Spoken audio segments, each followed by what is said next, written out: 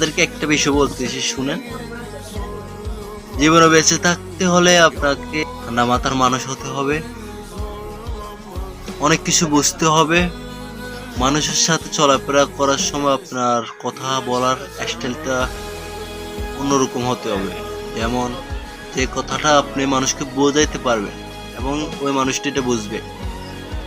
যারা কম বোঝে, যেমন শিক্ষা থাকা সত্ত্বেও শিক্ষা নাই, এরকমও মানুষ আছে, উগ্র মেজাজি। ওদের সাথে আপনি কিভাবে কথা বলবেন? কথা বলার ধরনটা আপনি কিভাবে ওদের সাথে বুঝবেন?